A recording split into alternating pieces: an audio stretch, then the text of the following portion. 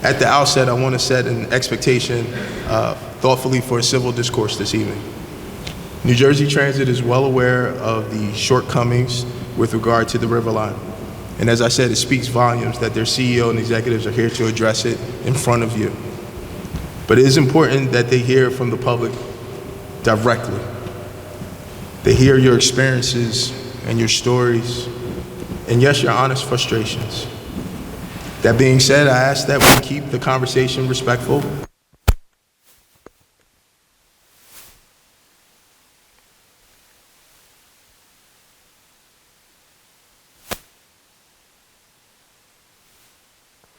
Due to the nature of the room and the time we have, will be limited to 2 minutes per person to ensure that everyone who would like to speak will have time to share their concerns.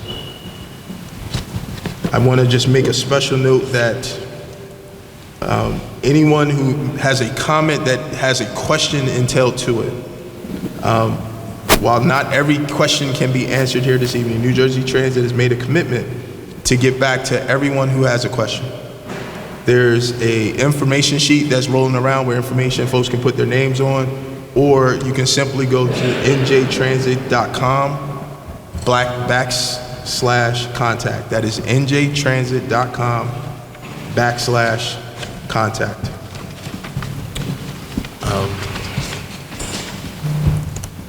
Also want to talk about a couple things that are important in timing. Given the active investigation, New Jersey Transit is unable to comment or answer any questions on last Monday's accident. The National Transportation Safety Board is conducting this investigation, and there's an expectation that report will be issued relatively shortly. So there will not be a specific answer if you ask a specific question around that. It is the nature of that investigation that is still ongoing. There is also an active investigation that continues on the tragic accident that occurred here in Palmyra on August 8th. New Jersey Transit is also working through its investigation in respect to that issue with specifics around that accident.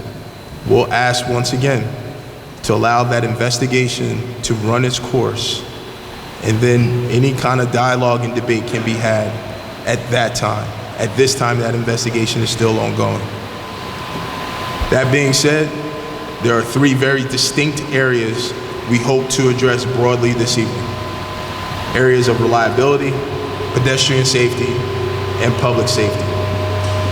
With respect to reliability, for the past several summers, my office has been contacted by disappointed riders who've been extremely inconvenienced by delays and cancellations, often with little advance notice. This summer was especially brutal.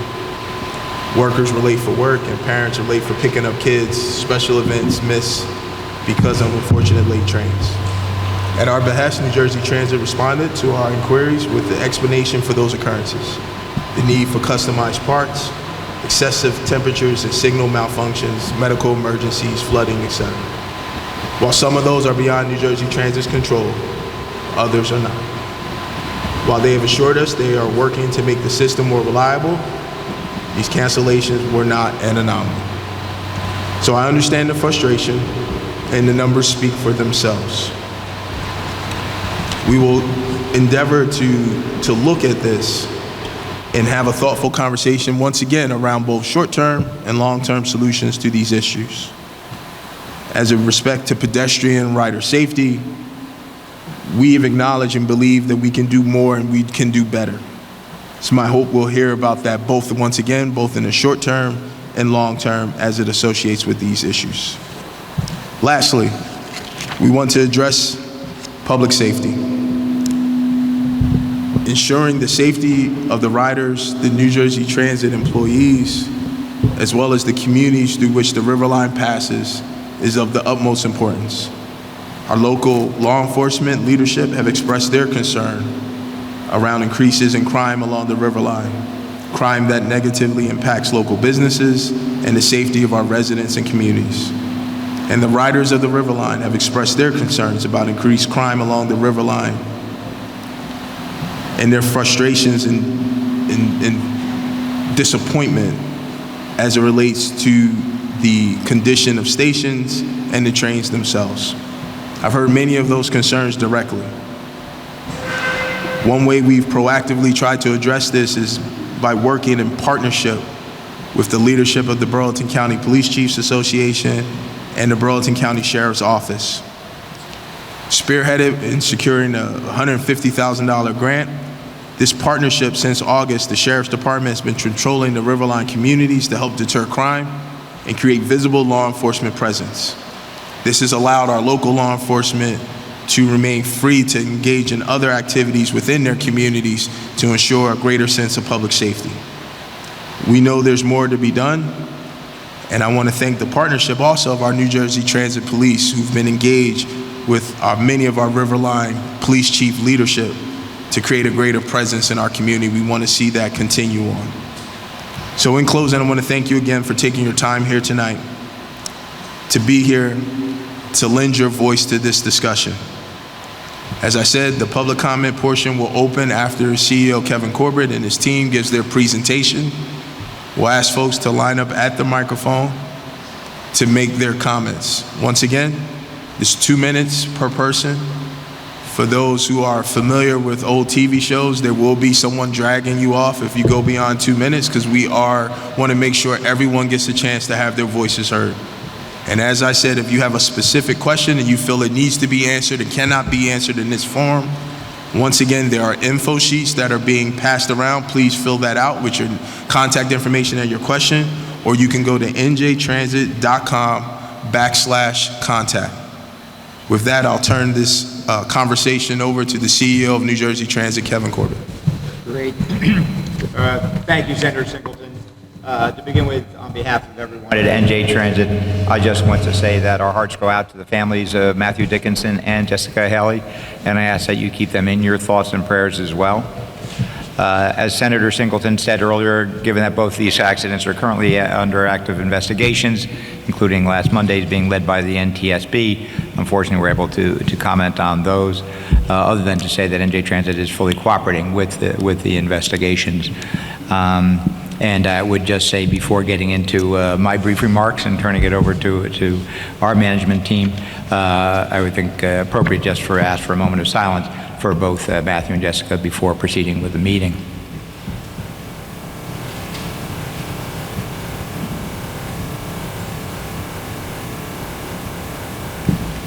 Thank you.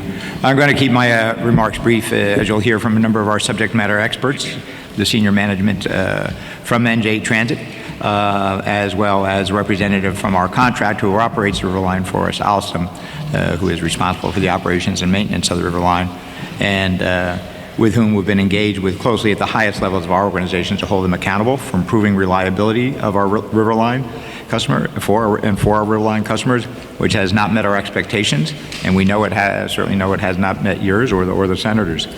In fact, earlier in August, I was visiting our Riverline maintenance facility to meet with Alstom leadership to personally enforce my expectations moving forward. Before turning it over to Mike Kilcoyne, our Senior Vice President of Surface Transit, to begin the presentation, I want to assure you that NJ Transit is committed to restoring consistent, reliable weekday service on the Riverline to deliver the kind of experience and customer expect and deserve. And it's something that all of us at Transit do try to, throughout our system, take pride and make great effort to try to make sure that's the case. And we know we have fallen short on Riverline for a number of reasons that will be explained and what we are doing to deal with that. The presentation will include some of the challenges that go along with operating a very unique system that is now more than 20 years old, but more importantly, what is being done to improve the system from a service, safety, security, and reliability perspective. And this includes our commitment to provide the appropriate necessary funding to make sure that we can deliver on those promises. Once again, Troy, thanks so much for organizing this evening's town hall, and if okay with you, with that, I'll turn it over to Mike Kilcoyne, Senior Vice President of Service Transit, to begin the presentation. Mike? Thank you, Kevin. It should be noted that these are the only vehicles of their kind in the world. There are similar diesel-powered light rail vehicles, but they're an entirely different platform. So these are literally unicorns. In the summer of 2023 and again in the summer of 2024, Riverline experienced a significant drop in performance, due primarily to equipment problems exacerbated by the very high temperatures that we all experienced over the last 2 summers, particularly in late June and July. And this resulted in an unacceptable number of cancellations. New Jersey Transit Management and Alstom very quickly together began to investigate the leading factors of this decline in performance. Next slide, please.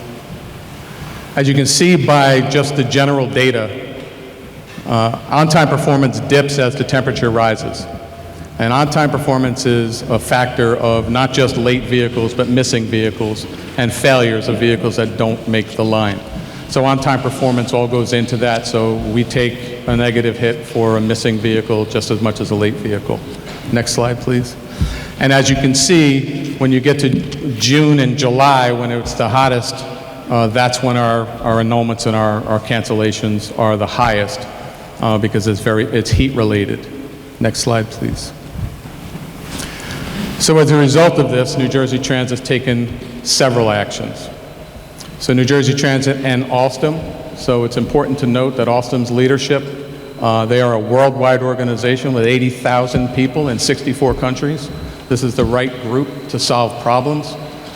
We got together with the highest levels of Alstom to identify and hold accountable the leadership of both New Jersey Transit and the Alstom Group, which are operating here locally.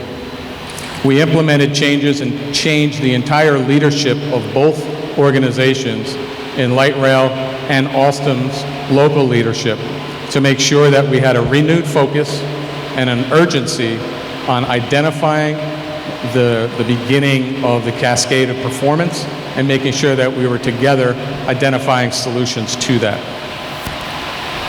This resulted in immediately additional staffing and a path forward to re-engineer the fleet. This isn't a fleet that you can go out and buy parts for. This is a fleet that as you identify the obsolescence that exists in 20-year-old vehicles that are literally the only ones in the world, you have to identify what's the problem, you have to engineer a solution, and you literally have to manufacture the part because there's no place you can go to buy it.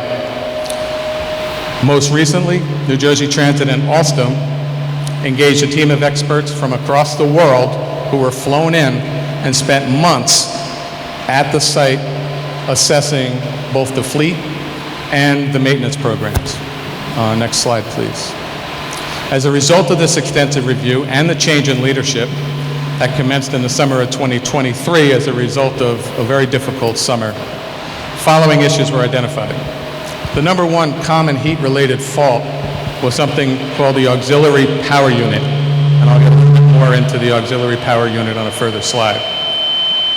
Now, there are very long lead times for customized parts due to the fact that these cars are unique, and we have to design and have constructed very unique parts.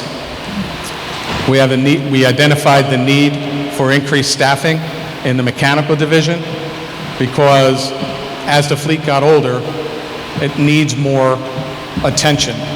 It's not like when they were new in 2005, they were brand new and running well all the time, required very little attention. So we identified immediately the need for an increase in the mechanical division to ensure proper maintenance of an aging fleet. It's a very different animal. We also identified very quickly the need for increased capital funding to invest in the necessary vehicle upgrades. The level of funding that was identified and provided was fine while the vehicles were relatively new and things were running well, and it worked great until it didn't work. We've identified very quickly the need for increased funding, and Kevin Corbett has committed to ensure that this is addressed immediately. Next slide, please. So a little bit about the APUs, the auxiliary power units.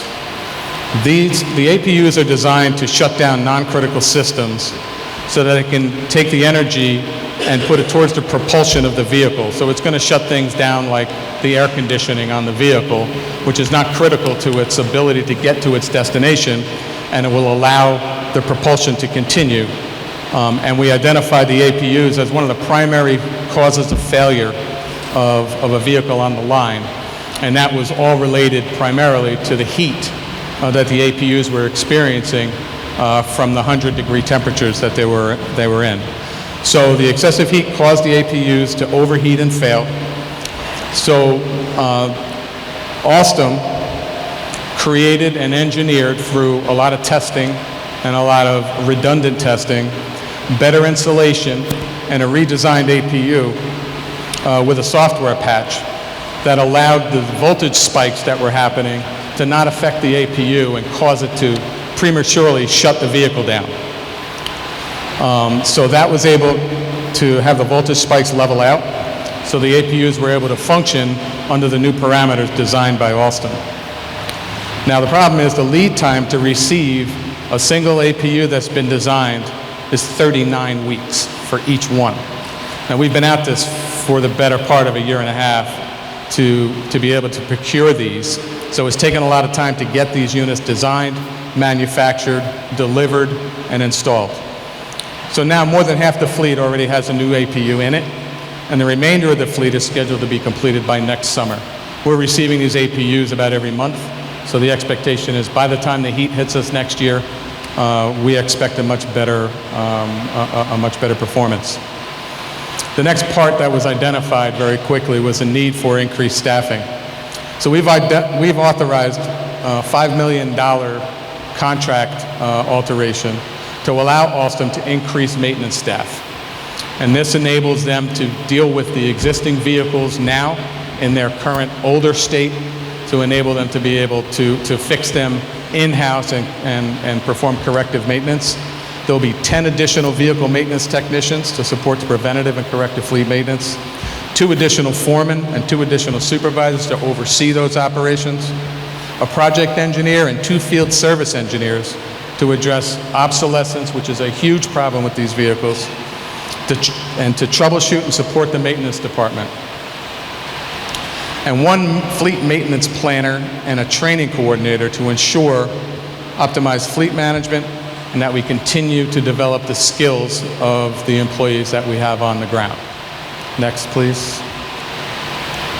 So to start this off, we have already taken 2 vehicles out of service, and we are performing a complete assessment of 2 light rail vehicles, their entire vehicle, to better understand the fleet condition and prepare a scope for vehicle rebuilds. So we'll bid out the opportunity to rebuild these vehicles, rehab them, to make sure that they remain reliable moving forward.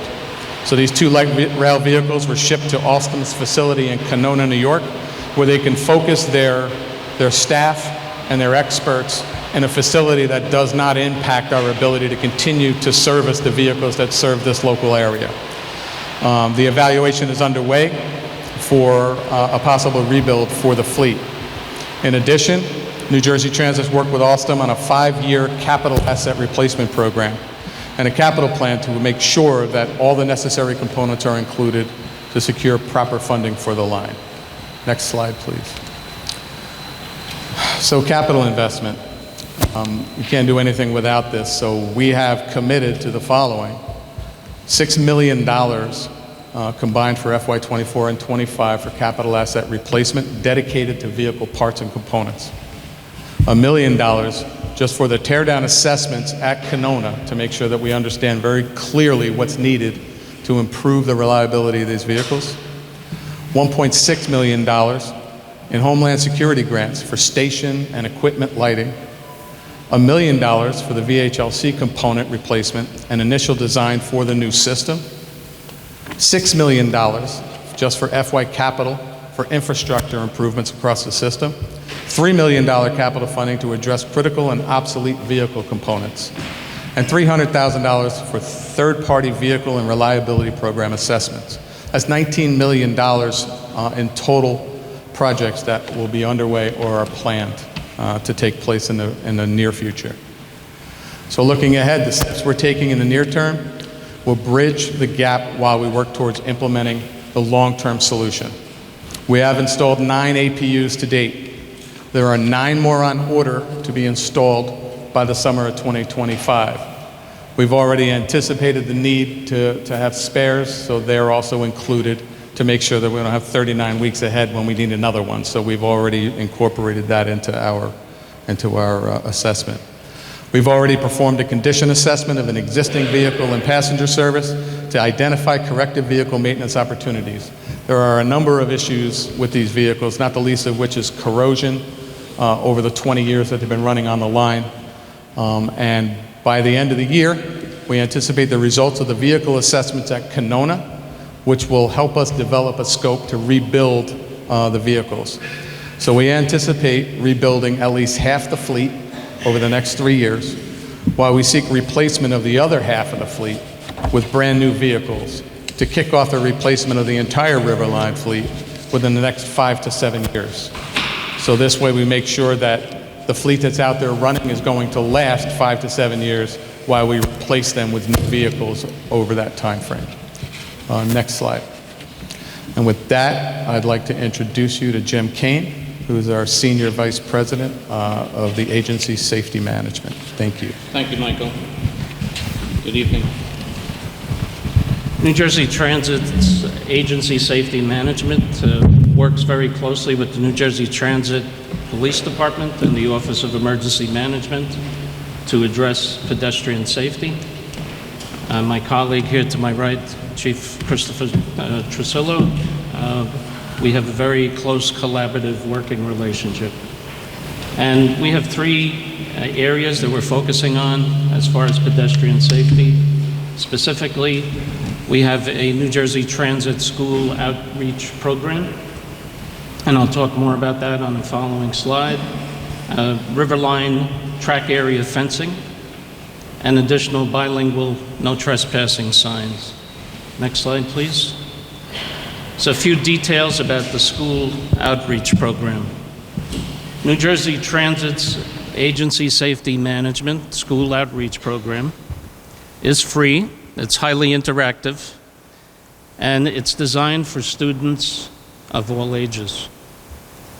The school education program highlights the importance of situational awareness, safe behavior around trains and rail systems in general, and understanding signage and lighting. Our goal is to raise the awareness of the students in the community about not trespassing, being safe around trains, staying alert and situationally aware, and understanding and obeying all those different signs and signals. The school outreach program started in 2002, several years before the Riverline started operating. Next slide, please. This slide recaps the school outreach program activities since the end of August of this year. We have spoken with and interacted with over 2,600 students in your community. And this is really the importance. We're trying to make the connection with your children to have them better prepared in and around the rail operations and understand the hazards and be situationally aware. Next slide. Fencing. Fencing is in place in a number of areas along the Riverline right-of-way. In the borough of Palmyra, fencing is parallel to the tracks from Park Avenue to Morgan Avenue. In Burlington City, a new section of fence was installed recently across from the Captain James Lawrence School on Broad. And a quick note about fencing, and we do have a number of police in the audience this evening. Our emergency response community is extremely important in the event of an incident. And fencing has to be looked at whenever it is proposed. It needs to be reviewed because we want to make sure it does not create an additional hazard for the people that we serve and the people in the community. And also, very importantly, for the emergency responders that would respond to an event. So we do not want to impede access to the right-of-way or to any of the vehicles. What I'd like to do now is to pass the presentation over to my colleague, the Chief of the New Jersey Transit Police Department, and the OEM Chief Christopher Trasulo. Thanks, Jim. Good evening, everyone. I think I'll work better if I can see the slides. What I'd also like to do personally on behalf of the New Jersey Transit Police Department is express our personal condolences to Matthew and Jessica's families. You know, I see I have my fellow law enforcement folks here from the Riverline areas. And these are difficult incidents for first responders to handle as well. And our hearts are with you. The first slide is just to tell you that we're responsible for the policing on the light rail system. And we do it with a combination of both uniformed police officers, with fair enforcement officers, and with plainclothes police officers as well. I mentioned the relationship and the partnerships with the local police departments along the Riverline. From my perspective, they're good because I know what my charge is to my commanding officer responsible for the Riverline, is to be a good partner, assist, and work together. I'll leave it to the fellow chiefs to speak how they feel about that. And finally, I know, because I get complaints too, customer service and police complaints. And if it's about conditions that involve your security on the Riverline, take note tonight of our tips hotline, the text tips, and our phone number. And I can assure you, when we get a tip, we respond to the person who sent in the tip. We investigate the tip to its logical conclusion, and we let the person who sent in the text tip know what the resolution was. Next slide. I'm very proud of our outreach units, not just here in the Burlington County region, but we're a statewide entity, and we do it statewide. We dedicate police officers in all of our transit districts to help those who frequent transit facilities who are what we call an at-risk population. There are those who have mental health issues. There are those who may have addiction issues, drug, alcohol, or find themselves drawn towards transportation facilities. We collaborate with local jurisdictions to have outreach. We work together with the Burlington County Prosecutor's Office and work collaboratively with them to have interdiction programs to go out and meet folks who are at risk and try and get them to accept social services. That's not easy work because anyone who has anyone they love who has an addiction issue, you know how difficult that can be. Next slide, please. And then you might say, well, Chief, what are you doing about safety on the Riverline? So that's the reason I put some of these stats. From January 1st to October 10th, these are our statistics. I mentioned our fair enforcement officers. These are civilian sworn, unarmed, uniformed fair enforcement officers, and hopefully those of you who use the Riverline may be familiar with them. They've issued just under 100,000, or they've done a little under 100,000 inspections year to date. They gave out 196 warnings, and they've issued almost 1,600 summonses that are returnable to court in the jurisdiction where the summons was issued. So if they issue a summons in Palmyra, it comes back to the Palmyra Municipal Court. And in terms of the uniformed police officers, they've issued 175 summonses, and sometimes those are arrestable situations. And we've also done 3,500, a little over, directed patrols. What's a directed patrol? We don't just toss a set of keys to a police officer and say, see you back in 10 hours. We look at data. Where are problems occurring in our area of jurisdiction? And they're given by their commanding officer directed patrols based on that data. If we're seeing a problem between this time and this time at a particular station, an officer will be directed to be there.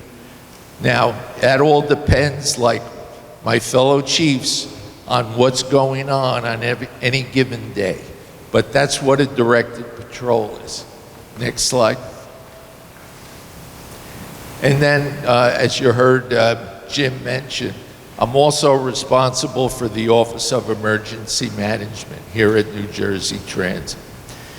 And another unit I'm very proud of as well. Every year, once a year, on the River Line, we do a full-scale exercise. Chief, what's a full-scale exercise? We did one last March in Cinnaminson. I remember it because it was very cold, and I was there. And we had about 170 first responders. And we didn't just decide, oh, tomorrow we're going to meet up in Cinnaminson and we're going to have this exercise. Meet us there. It's months of planning. It's hard work by all your first responders. We have workshops, we have tabletops, and we come together to exercise together. If we have an incident, whether it's a terrorist event or an accident, how well will we work together? We practice things like mass casualties. We practice how we move wounded people. We practice how we communicate. We practice our incident command, how we work together instead of being separate entities, all doing our own thing. And that works very well. I mentioned we had one in March, and next year we're already planning another one.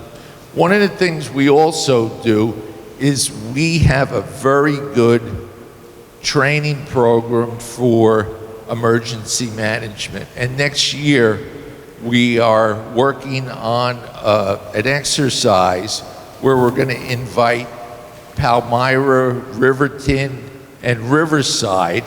And this training will involve a trip to Teaks in Texas, which is literally the best training facility. It's a DHS Center of Excellence to get the best training we can for 5 days. And then we come back, and at a later date, we actually have the drill.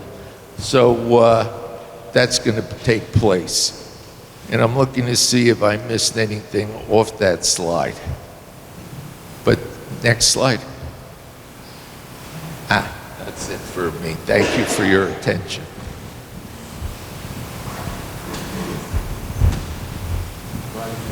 Thank you, Chief. And Senator, before we start with questions or any other comments you may want to have, I would just say for those here tonight, and it'll be going out through our media and our regular information distribution, in light of the wake for tomorrow for Jessica. For a lot of the employees, it was a very close-knit group. If you know the facility, there will be it will not be possible to operate service while everyone is attending that. So we will be providing substitute bus service, as we have done periodically before, tomorrow from the stations for commuters. But in order that people, the fellow employees and others who want to attend the wake will be able to do that. So the River Line will conclude Camden and Trenton at 9:21 a.m. and resume again from Camden and Trenton at 2:44 p.m. Again, that information will get out through other sources, but just want everyone to be aware of that while we're here. And we'll have the substitute bus service provided by Academy in the interim, and we appreciate your appreciation and understanding for our team under the circumstances. Okay. All right, ladies and gentlemen, we're at the point of the conversation where the time will be yours. So, as a reminder, public comment is limited to 2 minutes per person. For those who are government officials, elected officials, we would ask that only one member of your governing body speak on behalf of the residents of your community and said governing body. We will make sure that everyone gets an opportunity to say its concerns, and we want to make sure we do that in as orderly fashion as possible. So for those who are elected officials in the community, if you wish to speak, please line up at the microphone. Again, one person from that community, we'd ask you to speak to synthesize the thoughts of your community. To do that, if we have no members of the elected officials who want to speak, we will ask our members of law enforcement, my friend the Chief of Riverton I see here, we ask again for our law enforcement leadership, one person to speak ideally on behalf of the law enforcement leadership of our area would be deeply appreciated. So we'll ask folks if you would mind begin to line up in that respective order, our elected officials, one speaking for your respective town and the communities you represent. After that, we'll ask the law enforcement folks if you want to speak. After that, I will take a moment of personal privilege. I will ask my friend Jim Dickinson to speak after that if he so desires. Then we'll ask everyone to line up in an orderly fashion and we'll take your comments as it comes. So first, our elected officials, if you wish to speak, please line up. At the microphone, we ask you to state your name, where you're from, and your commentary. If no elected officials wish to speak, which is great, then I will ask and that's no disrespect to my fellow colleagues, I will ask if there are members of law enforcement who wish to speak. If a member of law enforcement wishes to speak. Fair enough. Jimmy, do you wish to say a few words? Jimmy, I'm sorry, Chief, you want to speak? Go ahead. Good evening, everyone. I just wanted to thank everyone. Chief, not everybody knows you like I do. Let them know. Hi, I'm Andrew Buchel. I'm the Chief of Police in Riverton. I just wanted to thank this group for assembling tonight to listen to the concerns. And I just wanted to thank Chief Trusillo and his team for also listening to some of the issues that were going on here along the river line. And again, some of the concerns that were brought up tonight don't necessarily affect me in public safety, but as a small town, some of the arrests that I see come in the door are somewhat concerning. But again, the partnerships that we've created over the last few months, especially with Captain Castellano, has been just amazing. With a small town, I have 6 sworn officers, and it's difficult to get the job done sometimes. We do manage to make it work, but the partnership with the Sheriff's Department and with helping us transport some of those people to jail that we deal with has been a huge success. The plainclothes initiatives that we've done to kind of address the shoplifting issues and the quality of life and the thefts along the river line has been a help. And again, you know, there has been some tragedies here which have been hard for this community. I've known some of these people personally, and again, I just thank everybody for coming out. I think there's some more work to be done, but I think together we can address some of these issues. So again, thank you everybody, and thank you for the support of the community to come out tonight. Thanks, Chief. Hold on there. Jim Dickinson. I just wanted to take the opportunity to thank you, Senator, and thank New Jersey Transit for coming out and continuing the conversation. It starts with a conversation and then progress is made. One comment I wanted to make about the light rail traveling through our river towns is the speed at which that it travels through our communities. And as we sit and speak about timeliness and on-timeliness and delays, it's troubling to see the rate of speed at which the train travels through outdated technology. And you know, I think that's an important thing, that we focus on the safety of our pedestrians and our communities over timeliness and on time. Thank you. Thank you, Jim. I know the CEO and I, we've exchanged a dialogue around the speed of those trains, and I'm sure there'll be some commentary around how we can actually address that in a different fashion moving forward. That is my hope.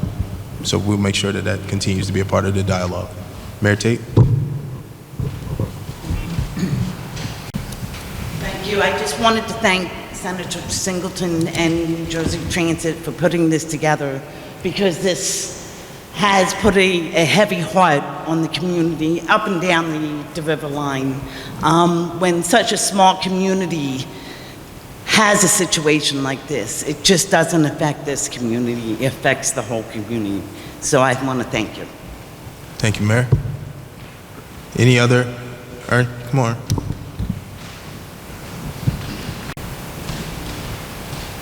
Good evening, Ernie McGill, Senator Township Committee. First of all, I'd like to thank you guys for getting together. Senator Singleton, thank you. I just have one kind of a question, it's kind of technical. I've worked in Palmyra for years. I live in Cinnaminson, travel tracks back and forth. And I can't speak for a lot of people here, but for me, the horn became almost like white noise. And I was working in Public Works, and there'd be times I'd be right along the tracks, and it just would go by, and I never never missed a beat. Is there any way that the train horn could be changed, maybe the tone a little bit, like every once in a while, to wake people up to not cross the tracks? I've seen people cross the tracks when the arms are down. I don't know if they can't hear it or don't see it or just plain, horrible drivers, but if we could change the tone a little bit, I think that'll help a lot of the walkers too. The train's coming, kind of thing. Thank you. Thank you, Ernie. Any other any other elected officials before we move on to the public? Okay. Members of the public. Business Administrator for the City of Burlington. I'd like to first thank Senator Singleton and the team, the New Jersey Transit team, to give us this opportunity to voice our concerns. For the City of Burlington, specifically at Broad and High, we have a station, and we have a few concerns. One being is that it's sort of a major intersection for the City of Burlington, and I've seen how, because of the way the station sits right in the middle of the street, that people sometimes are not aware of the train coming. The train is remarkably quiet, as funny as that is. So we don't know if there's maybe some more signaling or some kind of signs that also can make people more aware at that location.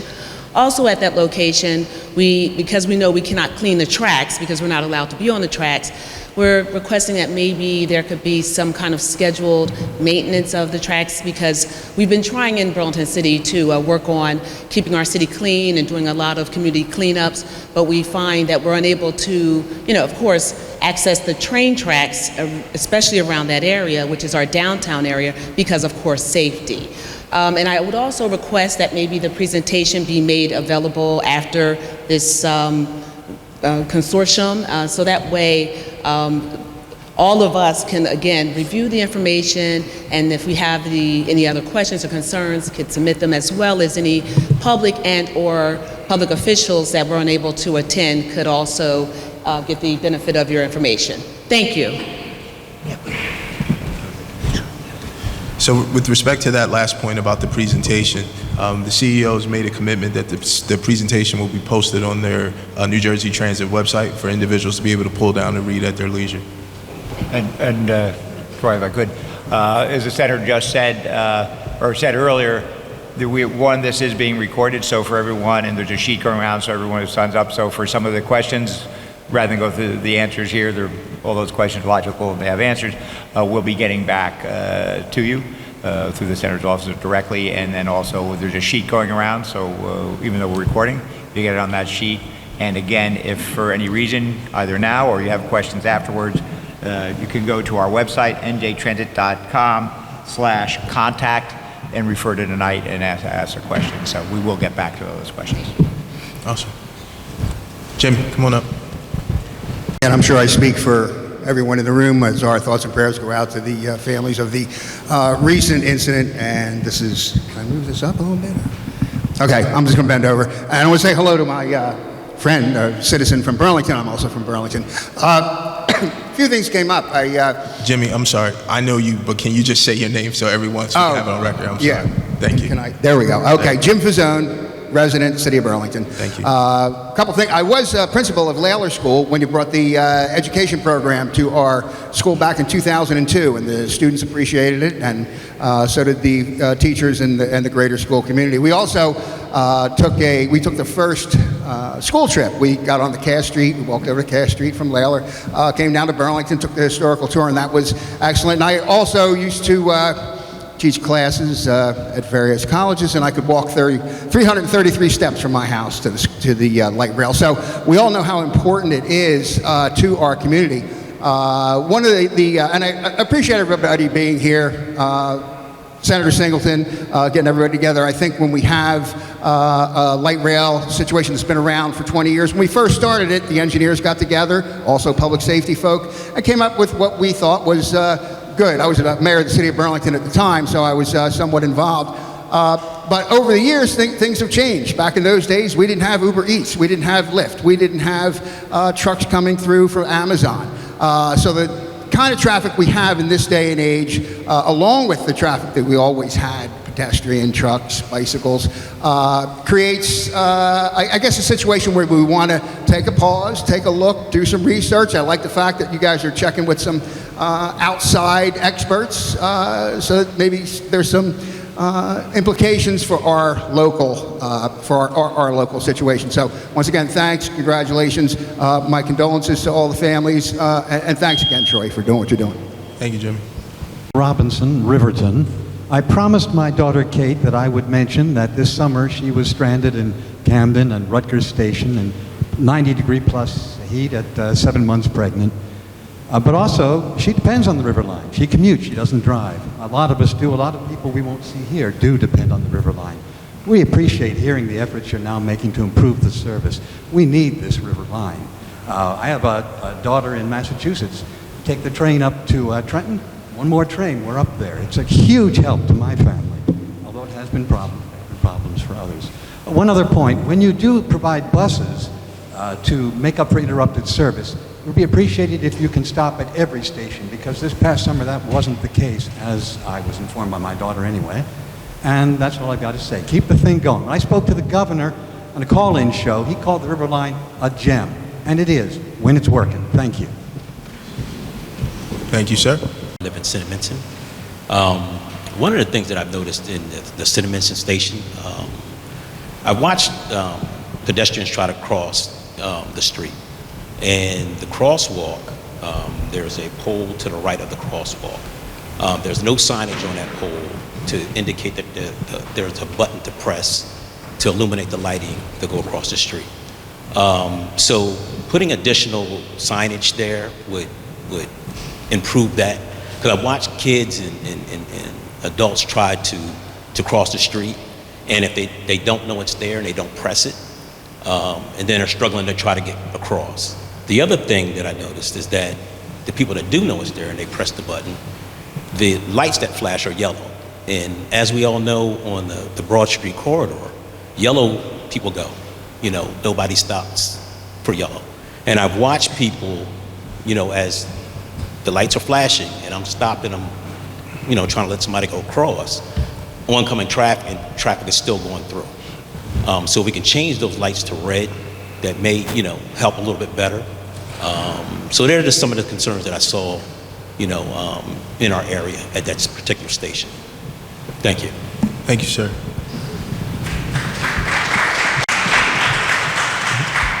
My name is Charles Williams. I'm from Riverton. I wasn't planning on speaking, but I was waiting to hear something that didn't come up in any of the public safety, so I wanted to bring it up.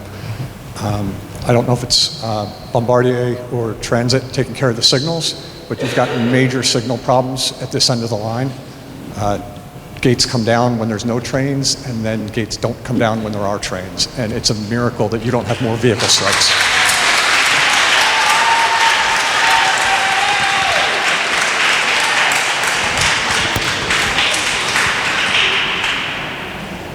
Hi, good evening.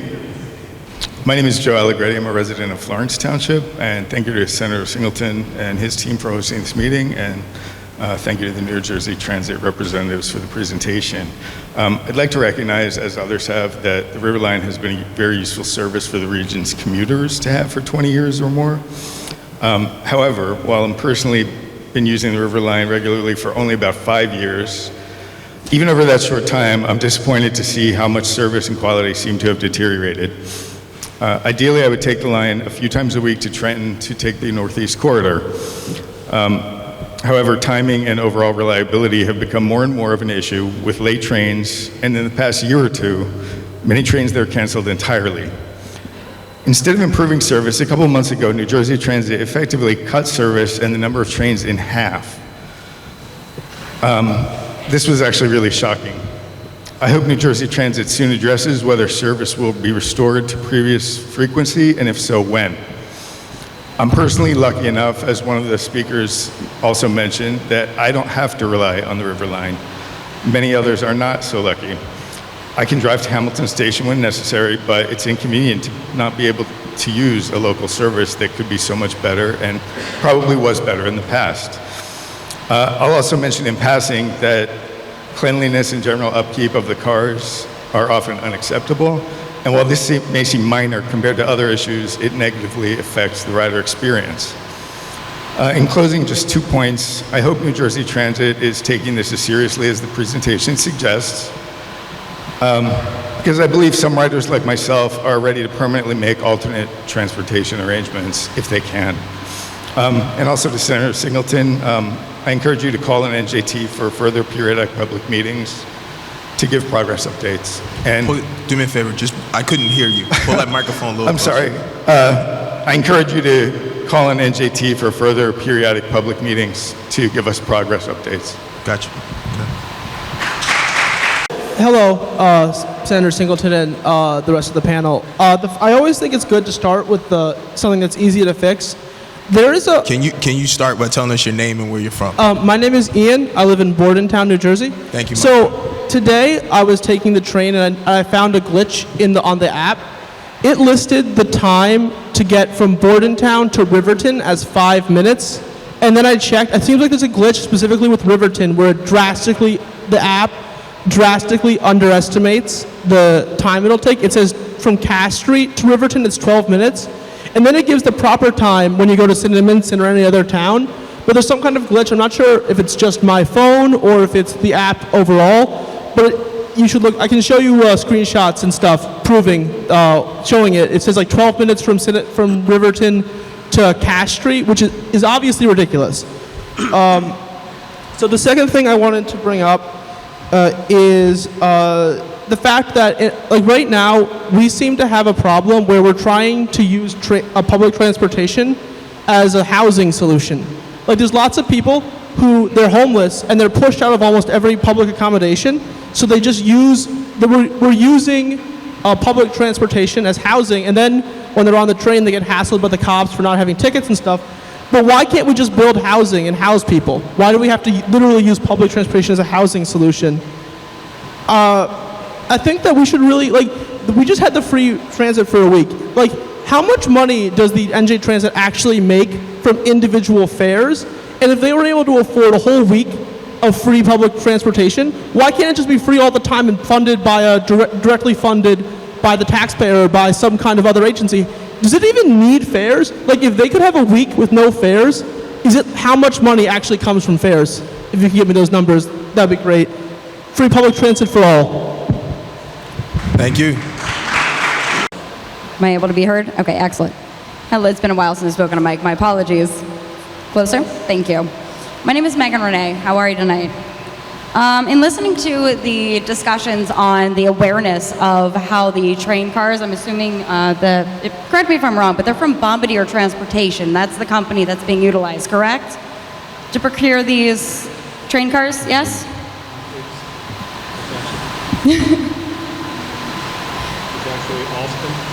Alston? Alston is the train company, and you're the representative from Alston. Thank you very much.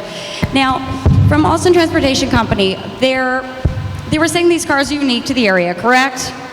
Okay, so what has taken so long, considering that we're still funding your company, Alston, with the opportunity for research and development of procuring cars after 20 years, we're now giving them another chance to give us more cars of the same type and variety?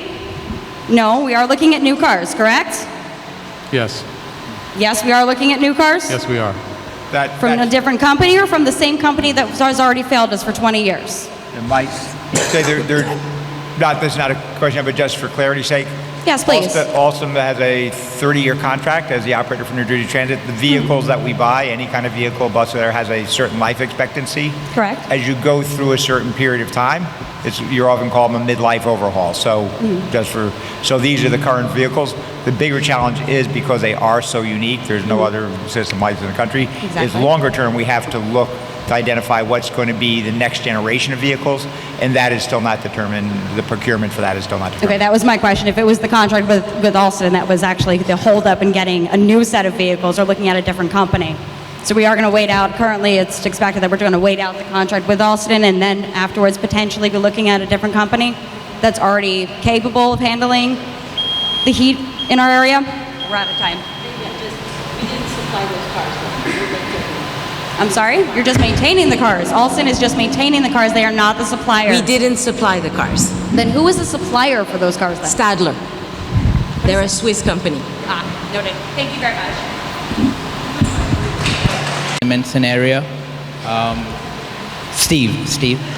So my dilemma, I go to Philly, I work in Philadelphia, so I take the River Line, I depend on the River Line to go, and then I catch the Patco. Since I moved to New Jersey in 2020, the River Line has been really amazing, to get me to work. But the issue, like we all are having, is the trains are being delayed. Sometimes in the summertime, we are stranded outside in a 90 degrees weather, only to have the train pass by us, and it's not working because of the heat-related issue. And while we are dying outside in the heat-related issue, packed like sardines. So when the train does come, we all cramped in the train, and there's no air to breathe. And you have elderly, pregnant women, ladies, child. Where do they sit? It's like, perspective is everything. You guys are sitting here listening to us. I mean, one day walk in our shoes, take the train line. Maybe you do, but you will feel if you are crammed in like sardines, no air. My wife was pregnant last year.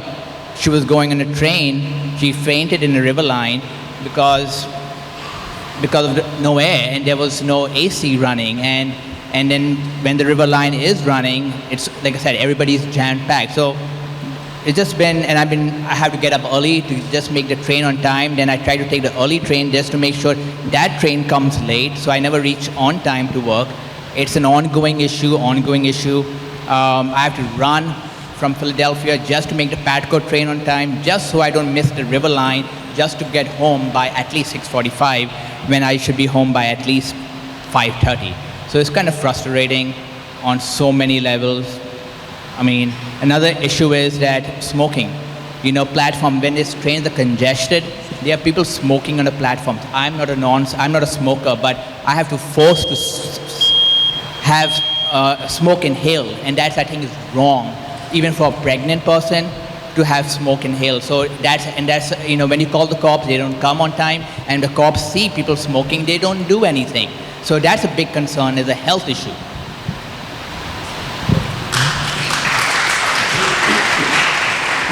I live in Palmyra and I commute to Camden as a teacher.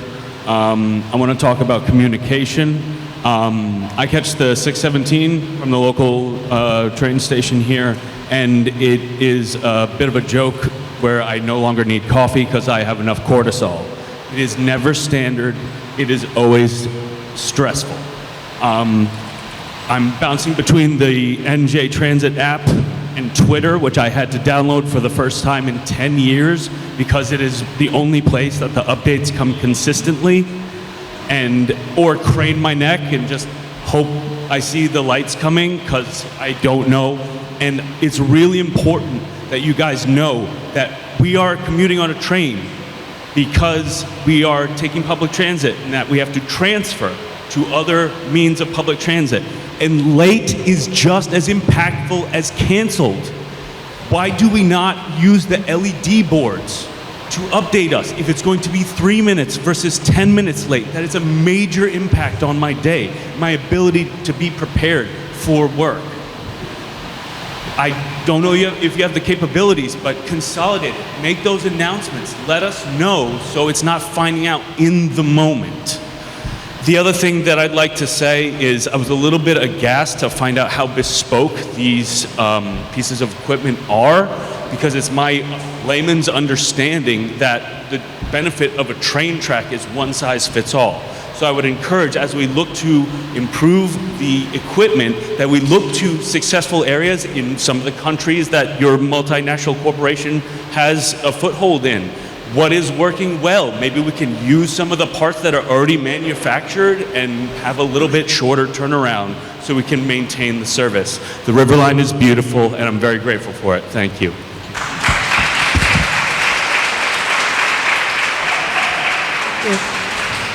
My name's the River Line. Every day, twice a day to go to work. I work for the United States Postal Service.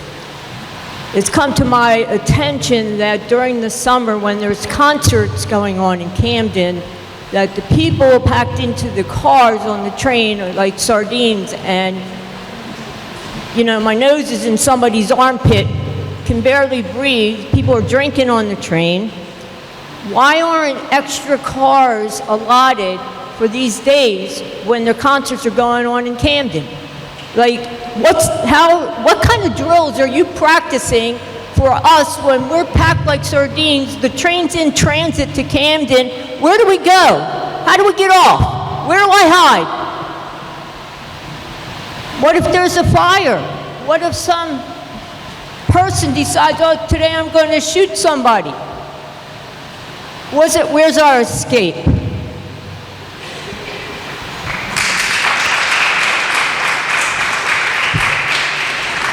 Hello, Senator and Jersey Transit. My name is John Boyle. I am a resident of Edgewater Park, and I've been a bike and train commuter since 2006. I take the train over down to Rutgers, Camden, and I bike over to Ben Franklin Bridge every Tuesday, Wednesday, and Thursday. So first of all, I especially miss the two-car trains. We hear a lot about crowding. I would love to get to see more equipment so we could bring those two-car trains back. But I have other issues. One of them, I think, is not unique to the River Line, and that's just personal comfort on the trains. Unpleasant experiences, issue with smoking on the trains, loud music, and generally people who are not respectful of other passengers. This is no different from other transit systems, but the lack of a presence on the trains, whether it's police or even ambassadors, would make taking the River Line a much better experience. Second of all, bike theft and vandalism at stations is a problem, especially where I am at Beverly Edgewater Park. I've had my bike stolen there. My son's had 2 bikes stolen there. I would love to see more secure and covered bike parking from out of the elements, and I would happily leave my bike at the station if I knew it would be there when it came back. Putting real-time information on a New Jersey Transit app, I cannot stress how important this is. Commuting all summer in Camden, coming from the aquarium station, and having no notice about where the trains are, and then I'll bike down to the entertainment center, and I see there's no trains there. You don't know when the next train is. I think New Jersey Transit's gotten better with the cancellations, but not everybody sees those. I think having real-time information, seeing where those trains are, it gives me a decision, should I go now or should I wait a half hour for the next train? Okay, thank you.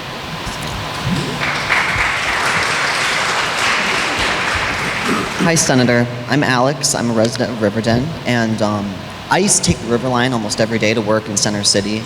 Me and my partner actually moved here because of the connectivity to Center City and how quick it was to get here, but I eventually had to stop because there were so many cancellations. I'd be stranded at Walter Rand waiting for the last train back, which wouldn't come, I think we all know the River Line ends around, 8:30, 9 o'clock. And it just got too unreliable that one of the reasons that we moved here to use public transit, we had to stop using, which is a big deal because, we both work in Center City. I'd really hope to see some improvements with the scheduling and less canceled trains. It makes it seem like it's Russian roulette trying to take the train home from Center City, especially if you're relying on the last train back. And Also, something about the schedules with the PATCO, it seems like, especially on weekends, whenever I try to take the train into the city, I end up having to wait a half hour for the next PATCO. It feels like it would be a very simple solution to realign the schedules and make it so there's not a half-hour waiting time between your River Line arrival and the PATCO departure to Center City. I think this train is like a great gem. It's a huge reason that we moved here, and I just hope to see improvements on it for our future generations.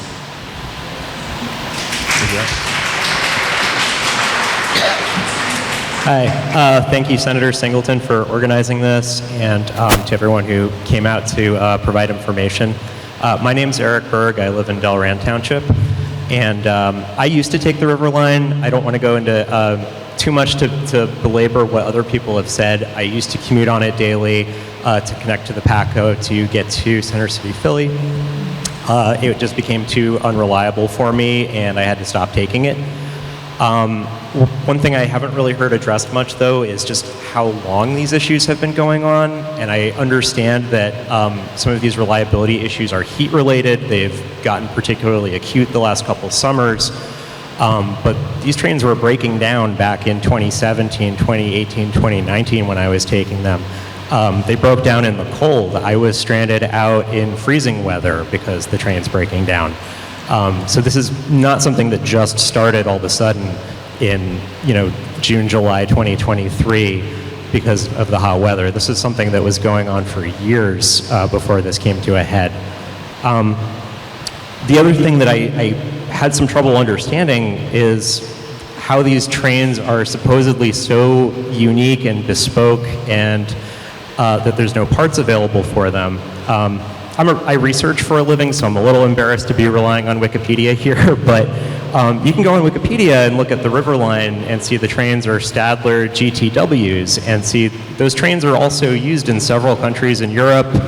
Are the trains that are being used in Switzerland and Italy breaking down every day from the heat? Those are Stadler GTW trains too. So what is it about the River Line trains that are so special that they cannot be repaired easily like these other trains can?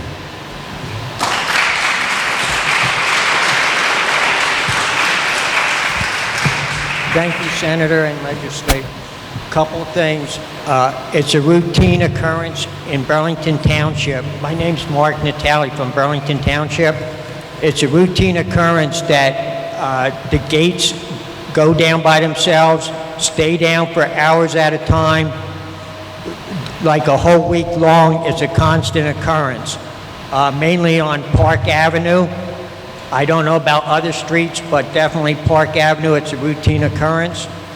And the other thing is the trains, when they go through Burlington going south, some of the engineers will blow the horn when they get near a crossing. Other ones stay steady blowing the horn for more than 1 mile. What is the common practice for horn blowing? And also, who's responsible for clearing brush and trees off the right-of-way? Because we live right behind, our backyard backs up to the River Line. Ash Punt came in last month and trimmed trees. They cut good trees down and left dead trees standing, which is just waiting to fall down either on the tracks or in people's yard.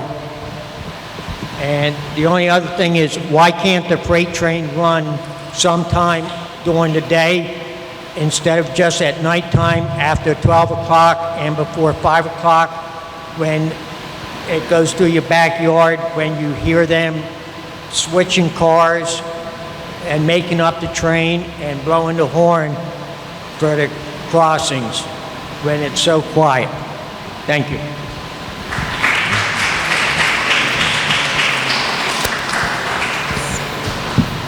Hi, my name is Emily. I live in Palmyra. Thank you for coming to our town. I ride the River Line every week, and for the past few years, I've noticed it seems like an explosion of bicycles coming onto the train. A lot of people using the train to commute and then ride the bike the rest of the way, especially e-bikes. And I'm pleased to see that there are long-term plans to improve or redesign the trains. And I hope that there could be plans to also redesign how the bikes are stored in the train, because it's not really practical to have people lift up the bikes. When I lived in Copenhagen, the bikes, you just rolled them into the train and they were stored, down. There's a lot of bikes, and then people bring strollers and there's wheelchairs, so it's really difficult for people to get in and out of the train when there are bikes and also strollers, and lots of things are blocking the entrance and the exit to the train. So I hope that the future plans could include a redesign of bikes and the whole entrance area, so that it could improve accessibility for everyone who uses the train. So that's, thank you again for coming and listening to us.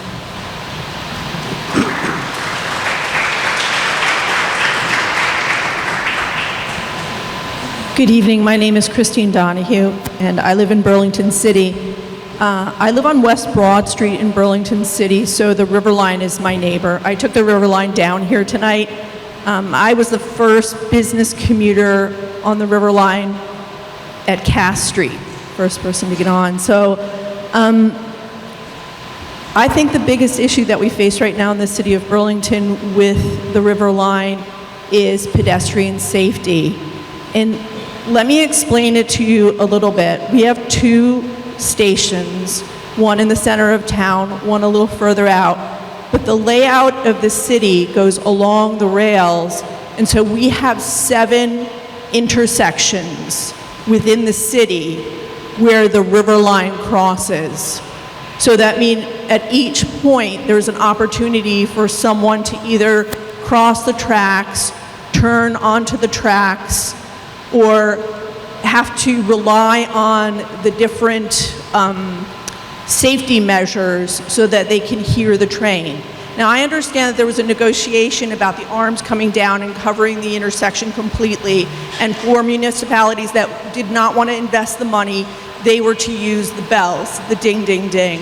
But I don't know how realistic it is to have those 3 bells and to expect pedestrians to hear them, especially since we're all on our mobile devices and most of us have earbuds in.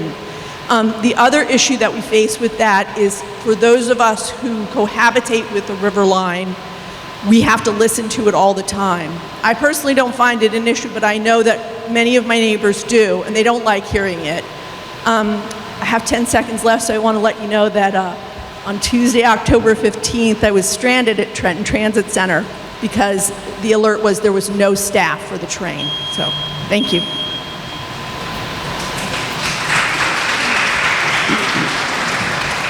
Good evening. My name is Andrew, and I live in Palmyra. Thank you all for being here, and thank you for illustrating a long-term commitment to the River Line. The long-term funding and replacement of vehicles is important, not just for the near term, but for the long term, and it's why I live here. It's one of the main benefits that we have in our community, so thank you for that. I wanted to talk again, and a few people have touched on it, but I want to really hammer home the need for real-time information. And I work in transportation planning, so I know that there's kind of the agency way to do this, where we put up fancy LED screens and calculate the next time to the next train. And there's a really low-cost, fundamental way to do this, which is take the information that you've already got on the dispatch screen, where the dots are, where the trains are coming, and just give us that as a starting point. So as we go towards fleet replacement, I'd like to see a more robust real-time information, but for right now, I need to know, and like the other gentleman said, is the train 3 minutes out, or is the train 6 minutes out, or is the train not coming, and I have to wait for the next one? That will affect my day-to-day choice on whether I drive to Patco, drive across the bridge, drive downtown, do something else, sit and have a coffee at home, and then get the next train. So those little pieces of information really make a big difference to the quality of the ridership. I want to underscore that. The second thing I wanted to mention is that we have a number of small projects that were mentioned tonight.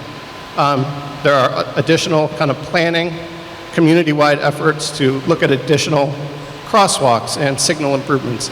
Those also make a big difference. So where we can, Let's work together with these smaller communities, cut the tape as much as possible, and just get the little things done quickly. Thank you.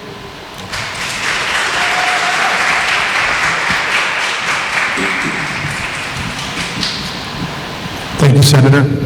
My name is Jim Quinn. I'm the mayor of Riverton, New Jersey, and it was offered that I come up and make some comments earlier on.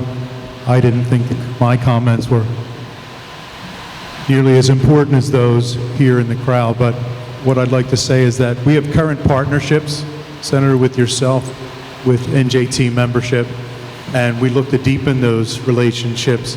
We hope that the thoughts echoed by our police chief energize this team and your team to leverage our office, our council, myself, to help get the word out. I know that this is a very bold meeting here this evening, and I'm confident that this will not be the last, and I hope that all of you feel comfortable in leveraging our office to communicate out to the public, because I know that our residents are very interested in the updates and the answers to many of the questions posed here this evening. So thank you for coming. Thank you for putting this on, and I look forward to the very next. Thank you.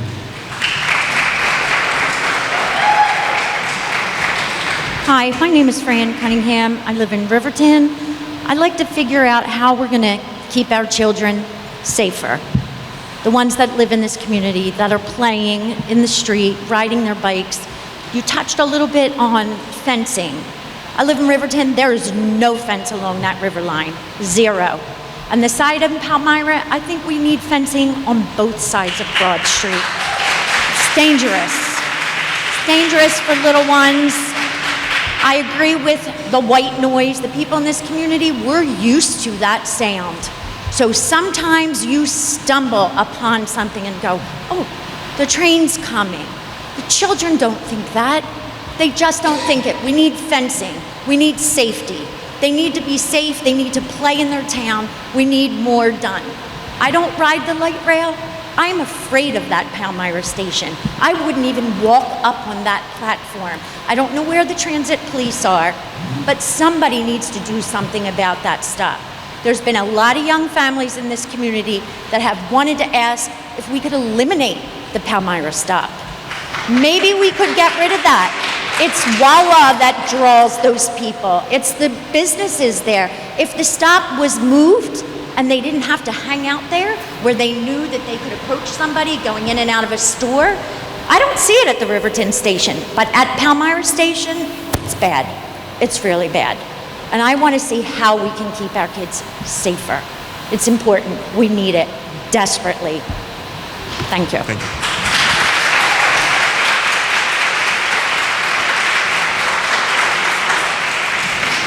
Good evening. My name is Loretta. I live in Palmyra.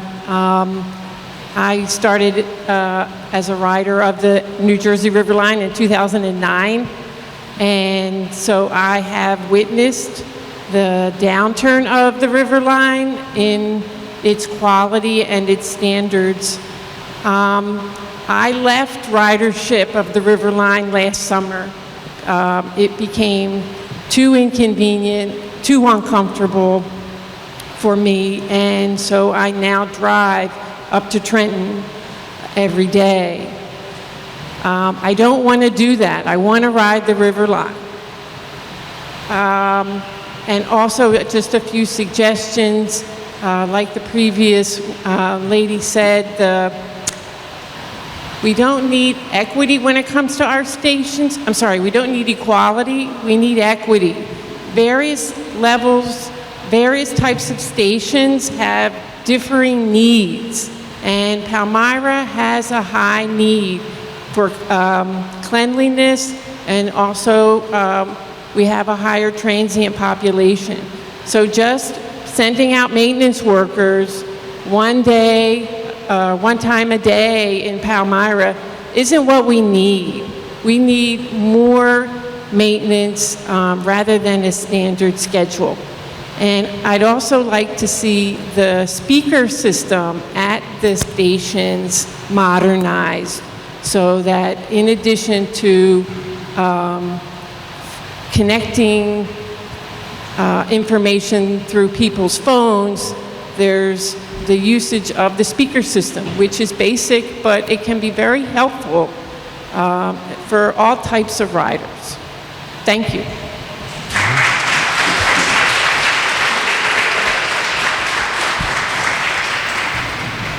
Good evening. My name is Nicole Bololin. I'm in Riverton, New Jersey. Thank you all for being here, and thanks to my neighbors for being here, my elected officials, our police chief.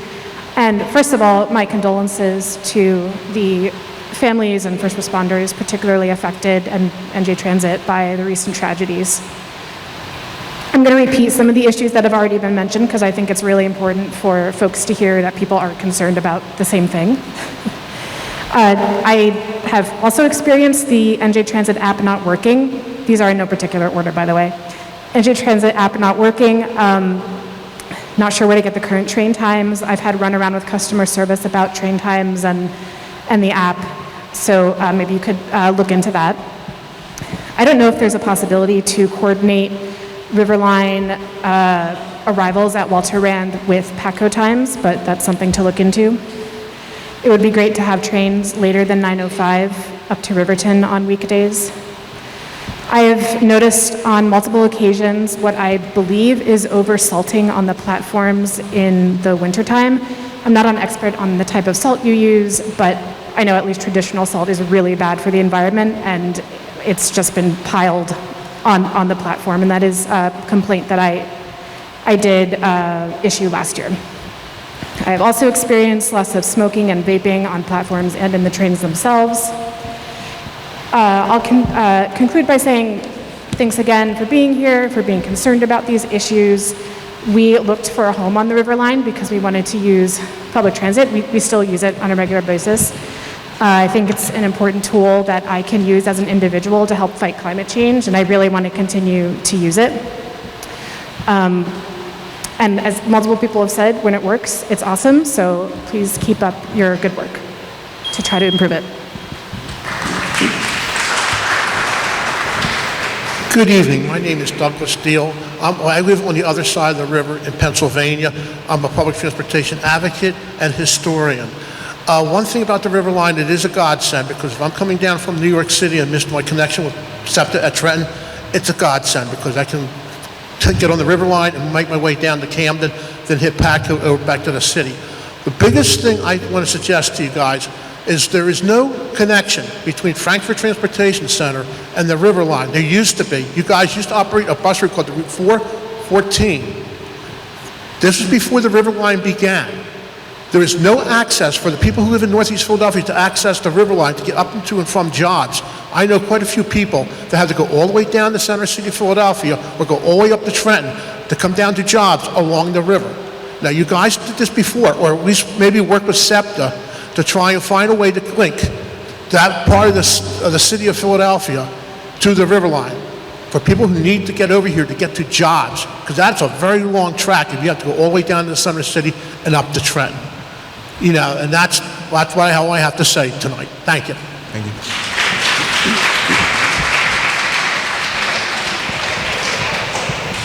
Good evening, Sue Woodard, Burlington City. Thanks for the opportunity. Thanks for this forum. One simple question.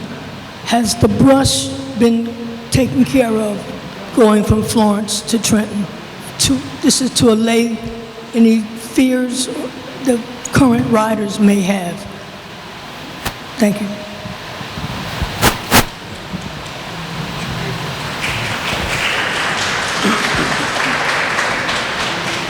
Hello, my name is Megan. I'm from Riverton, and wasn't going to speak initially. I'm a little bit nervous of a public speaker, but I was inspired by other people's comments. So I have not been on the Riverline in a long time, partially because of many of the issues mentioned tonight. Recently tried to go on it, and it's the process of buying a ticket is not really friendly to first-time users. I tried to look online, it was a little unclear. I tried to look at the actual station, it was a little unclear. So just like maybe a more streamlined service from a personal note, a more communal note. Sorry, let me look at my notes. I think there are a lot of really valid concerns that people have had tonight, and I think we can all kind of all agree. I heard a couple people mention taxpayer dollars, could be used to kind of help fund our community. And I think we can all kind of agree, American tax dollars should be used within America to kind of help our communities, help our infrastructure. So I'm here to kind of present the question, and I know this is rhetorical. I'm just wondering if there's been any pressure on at the federal level on the Biden administration, who has been continually sending our tax dollars abroad to a foreign entity that has harmed people, has harmed Americans. So I'm just wondering if there's anything being done to pressure the administration, who just recently announced $5 billion to Israel, who is currently committing genocide. Thank you, and I yield the rest of my time.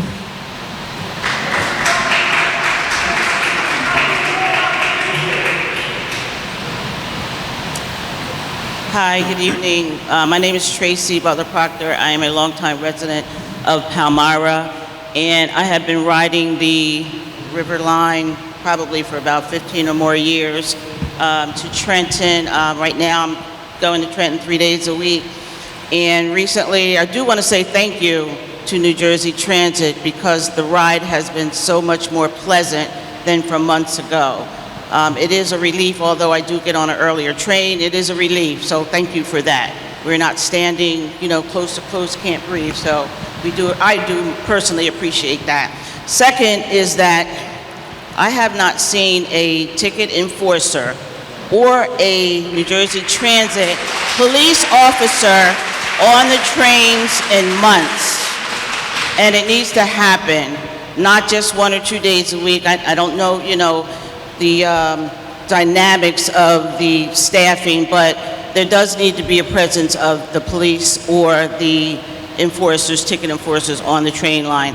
And I would also ask if they would, someone, I don't know who would handle that, if it's a separate department, housekeeping or whatever, but Palmyra Station is disgusting.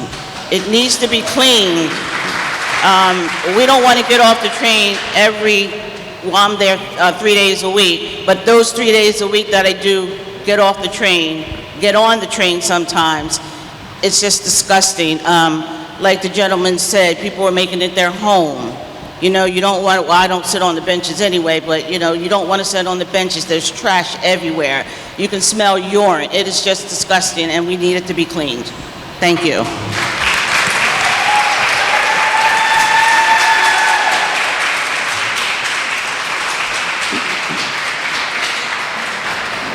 My name is David Suter from Delanco. I was lucky enough to start riding the River Line so that I wouldn't have to drive into Center City, and it was a godsend at the beginning in 2005. I live in the middle of the River Line, which means if I go from Delanco to Trenton, it's a very different experience than it is going from Delanco to Camden and trying to make the jump to Patco. Fewer than 5 years into the River Line's existence, we decided to barricade the Walter Rand Transportation Center because there was problems of very human issues of homelessness and perhaps crime and drug abuse. It was not a welcoming thing to go into that particular center, and it hasn't changed in, 15, 16 years. It's still there, it still needs to be solved. And I'd like to see that as something you do to help everybody's safety and make the transportation jump from this state to the next state that much easier. Thank you.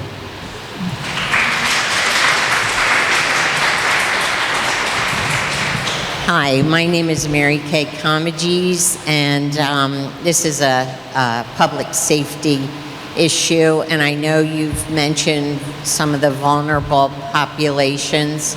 My comments are especially directed to the chief. I am here with other volunteers from In His Image Justice Coalition, and we are an anti-human trafficking organization right here in Burlington County.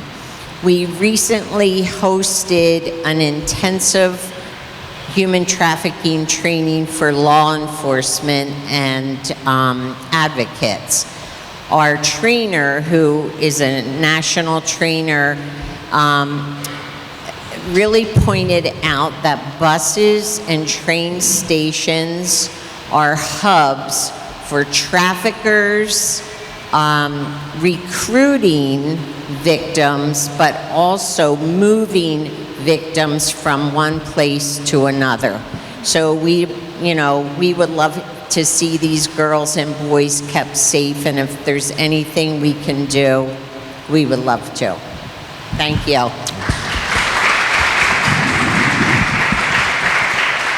If I can just comment, we here at New Jersey Transit recognize human trafficking and the severity of it, and how mass transit and commuter rail can be hubs. And there are places where at-risk young girls and even boys, unfortunately, are moved.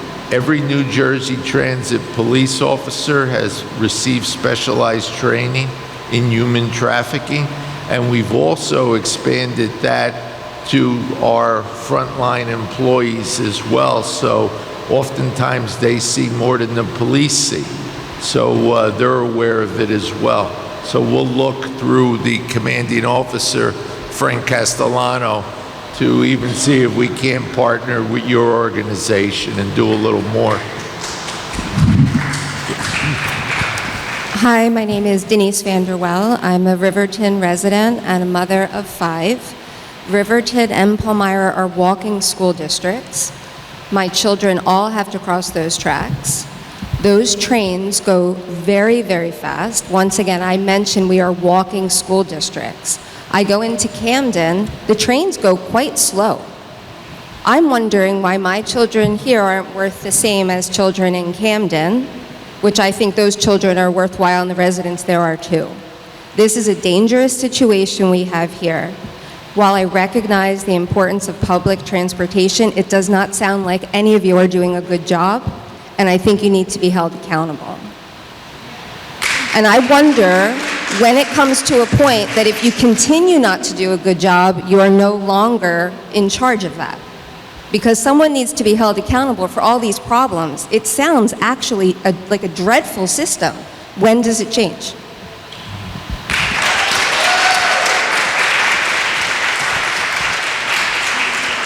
Hi there, my name is Maureen. I live in Delanco.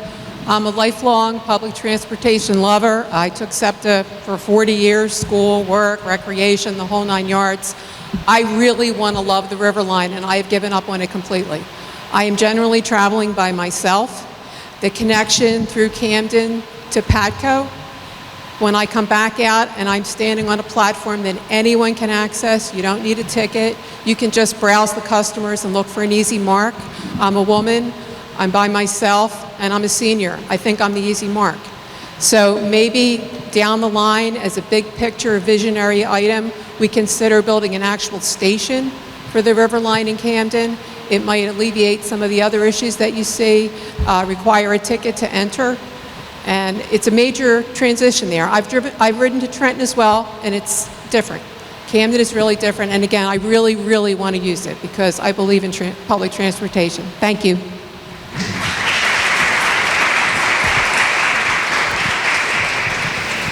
Good evening. My name is Kimberly Washington. I'm a resident of Edgewater Park.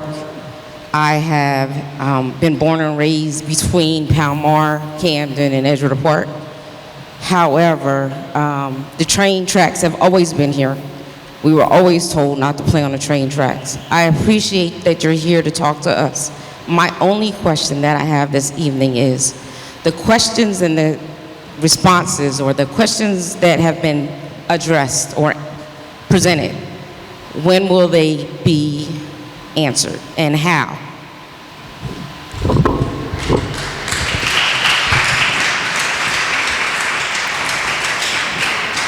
So in the audience, there are several members from New Jersey Transit that are actually taking many of the documentation here. This meeting's also being recorded. The transit leadership is taking that information and will disseminate answers to the very specific questions that I had, primarily through my office, and will be made available to those who reached out. There are also other ways when that information can be gotten directly. And you might not have heard it when we announced it early on, so I will get my notes here and do it again. That's fine, all good. So you can send your question directly, and transit will directly answer your question directly. That's at njtransit.com/contact. njtransit.com/contact. But I just again want to reiterate, the meeting and the conversation here is being recorded. The questions that are being asked, there's also individuals walking around with clipboards. We can put your information on those clipboards as well. The answers will be disseminated through my office, and we'll make those available to the specific people who ask for them as well. Ideally, and I think we have to work through some of this, we may just maybe post, because we're pretty big on social media, we may just post the responses we got to the specific questions so that everyone can see it. I don't think it's any secret or any mystery, but those are the ways to do it. Thank you. My condolences. And I would also add, ma'am, when we get finished, I'll do some wrap-up comments too, because there are a batch of questions that fit into sort of general categories. We'll get the specific answers, but also I'll give some general comments and then about future. Hi, good evening. My name is Devin. I'm from Burlington City. I also took the River Line here. Reviewing the slides that were presented, they were from 23 and 24. I don't think the trains just suddenly got old in the last 2 years. This has been coming along for a significant amount of time. We're just now addressing it, which I think is a little behind the 8 ball. We do appreciate you being here, however. So if $19 million is being designated, maybe I missed that, but it didn't clarify where that monies were coming from. And the monies are supposed to continue to maintain these passenger cars that are considered a lone wolf, being the uniqueness.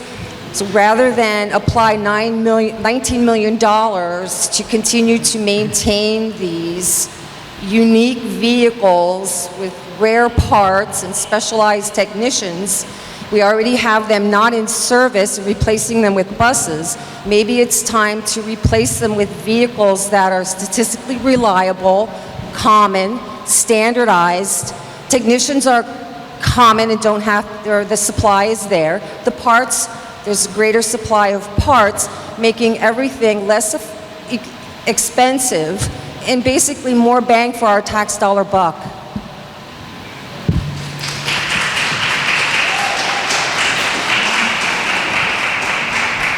Good evening. My name is Gene Butler. I am a resident of Palmyra all of my life. I have lived here for 88 years. And I remember trains coming through many, many years ago. And we had nothing like's going on now with the River Line. Maybe because we had parents who told us, you cannot outrun a train. Maybe we were educated into the possibility of getting hurt. So I think that now when we talk about the rail line and the things that are going on, and the young people and the older people and whoever it is in a truck trying to cross the lines, trying to duck around the barriers that come down, we need to stop and think. Because I think sometimes when I see things out on the rail line, and I see children, I see cars, somebody is not thinking. And I don't believe it's the conductor. I believe it's the persons who are trying to get around the barriers, trying to beat the train, and it's just impossible. So I think that since our children are the most important people in our lives, it is our responsibility to educate them. It is our responsibility to take responsibility for what happens with our children. It is not always up to the school. It is not always up to the police. It is not up to the conductor, but it is up to the home. And I feel very, very bad for things that have happened all up and down the rail line. It's not just here. People have been hurt, and it's very terrible. I was out there that morning, and it was a very sad situation. And Thank you, ma'am. Thank you, ma'am. Thank you. Just thank you. Thank you. And please educate. Thank you, ma'am. Thank you. Thank you very much.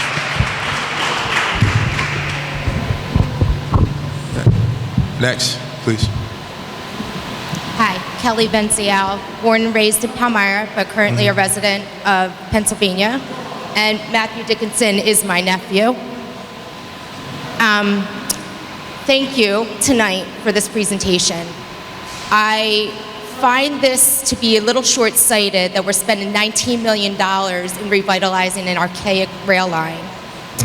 I think that we have 2 slides tonight about pedestrian safety and transit safety, and I do appreciate the need for public transportation along these towns and how important that is to the community here tonight.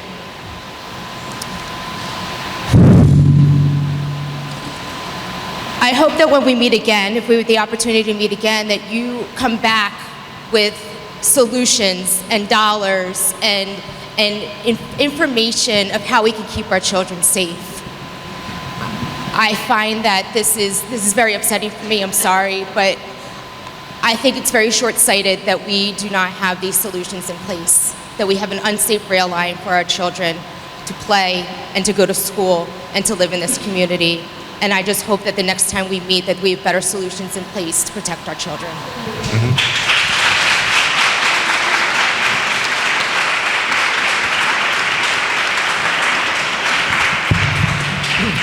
Is there anyone else that I'm missing? Hello, everybody. My name is Chris Dickinson. Troy, thank you so much for doing this tonight. I want to say first and foremost, thank you for all the first responders. I greatly appreciate my family. Chris, put the mic to you. Oh, I'm sorry. Thank you. First responders, thank you. I appreciate each and every one of you. Thank you. Chief, you spoke with passion tonight. I want to let you know that I recognize that and thank you. Kevin, I want to say it's a little disappointing to see you texting on your phone while the mother of 5 is talking about accountability. So let's talk about accountability for a second. If I'm going 40 miles per hour down Broad Street, I won't expect anything less from my boys in blue to hold me accountable for speeding. So my first question I have for everybody is, what is the allowed mile per hour that our trains are allowed to travel in our town? Going back now, as far as accountability, accountability starts from the top. We talk about leadership. And, with leadership, Kevin, it starts with you. So my first suggestion would be to look in the mirror and see, what can you do different? Because you've been in the seat since 2018, yet leadership has changed according to your slides, that you're still sitting here. And also with safety. Safety starts with training, proper training of our conductors, I feel. People on the trains. We heard a lot of good comments tonight on ways to be safe on the train and such. I'm sorry, I'm mixing myself up, but a $5.1 million contract for 19 positions and only 1 is going towards the staffing. I read that as, and I may be wrong, I saw foremans and supervisors and such in there too that could offer the training. But at the end of the day, it's really the person behind the wheel, the conductor, who's in control of that. And I feel like we could do some more training there, starting there.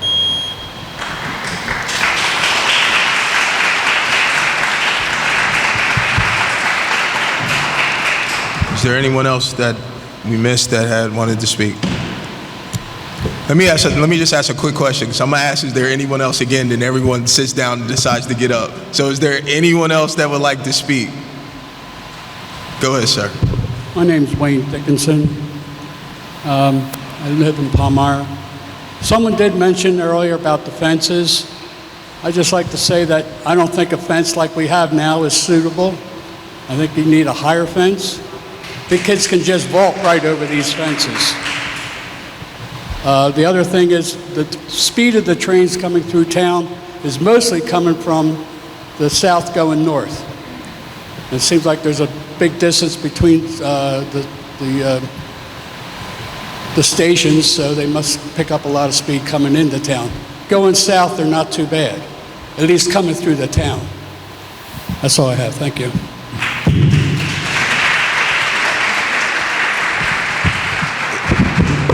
Mr. Dickinson, I just want to make sure I heard that last part. So you said trains going south to north go faster? Okay. All right. Anyone else? Anyone else?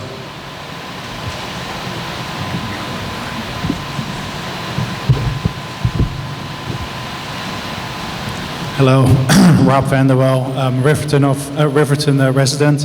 Just following up on that, I mean, to me, what I'm hearing is not reliable schedules and trains that are going too fast. So to me, it seems easy. If you run fewer trains that are longer, you should be able to create more reliable schedules, and you should have more time to slow down your trains in communities where kids are living and walking. It's not that difficult.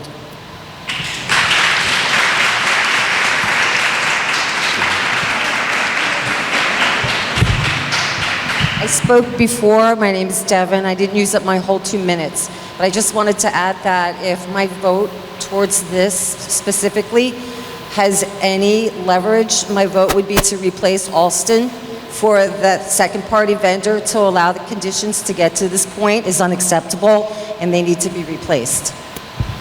Okay. Anyone else? Okay.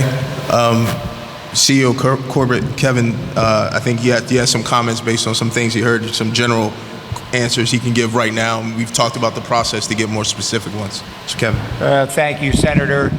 Just a couple brief summary comments from what we heard tonight. What I'm taking away from tonight is, one, really appreciate everyone coming out. Believe it or not, we have, really thousands of good employees in New Jersey Transit who want to do the right thing, deliver good service, and certainly the frustration. I'm a regular commuter every day myself, and when I have same problems that affects me, I take the train to Broad Street and then either take a light rail or a bus to our headquarters. You may not believe it, but one, that we have a great team that really try to provide the best possible service. We know we've let down on Riverline. Not making excuses, obviously the pandemic and supply chain, I think the issues with the APU, Mike tried to explain that, and we've held Alstom accountable and will continue to do so, as well as ourselves.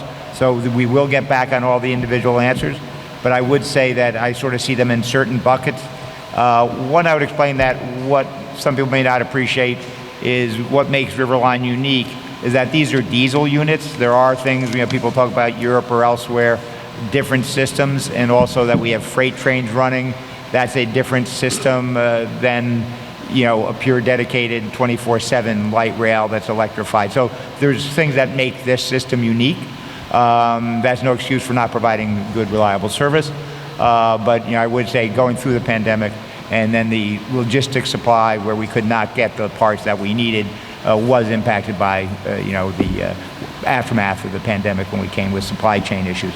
But I think Tracy noticed that we have the service has been coming back recently, and we want to, we are making sure that that continues that way, and that next summer we will not have the kind of issues we had last summer, and particularly this past summer.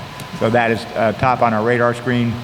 And there's some other general issues. Again, the specifics we will get back, but things like safety, smoking, things like this, that kind of thing at a the homeless issue there, but. For the grace of God goes I, but still, we are not equipped, any of our stations, to be homeless shelters, but we do have an outreach program. We do work well with local municipalities and local officials to try to do that outreach, but any of the kind of issues that you see, whether it be on a car, a dirty car, you may not believe it or not, but please feed that information. We do have customer service. Give us the car number, the train you're on, or any place where you see these episodes. We do log every complaint or every observation that comes in, follows up. So this is not just an exercise. Encourage you to keep up this, the advocacy. We're not doing something, we want to hear about it. We're doing something right. Once in a while, I hear that too. And you certainly have a good representative in Senator Singleton, who knows it has my personal cell number, isn't afraid to use it. So we will get back on each individual answer, though, shortly. Thank you, Kevin. And to each and every one of you, I want to thank you for your attendance here this evening. The hallmark of our democracy is civic engagement. And the only way we make things better is by calling them out and holding each of us accountable who have the public trust to do that. That is our obligation as elected officials, to the oath we serve, and to our appointed officials for the responsibility they have as stewards of your dollars. I encourage you to stay connected to not only NJ Transit, but to our office on these issues. As Kevin said, we are not shy about sharing these issues and calling for real action to move forward. Today is the first step in that journey to seeing that action. As we've talked about, there has been some things we've seen to be better, but I think there's a roadmap for what more needs to be done. I don't want anyone to take for granted the conversation that was had here this evening and your input. And I'm thankful that you thought it worthy enough of your time to spend it with us to have this conversation. I, for one, will be around for a little bit longer. If any individuals want to hold a special, personal, private conversation around things they didn't feel comfortable saying up front, that's fine. Please don't hesitate to reach out. But I want to thank the individuals from NJ Transit and their respective leaders for being here. It is tough sometimes to take criticism right to your face, but leadership demands that you do. And I'm thankful that they were here to hear from each and every one of you to do it. To our law enforcement partners, as always, I thank you for your continued engagement to make our community safer. And to my fellow elected officials, thank you for being out here as well to hear from our shared constituents about the concerns they have. Godspeed, everyone. Enjoy the rest of your evening.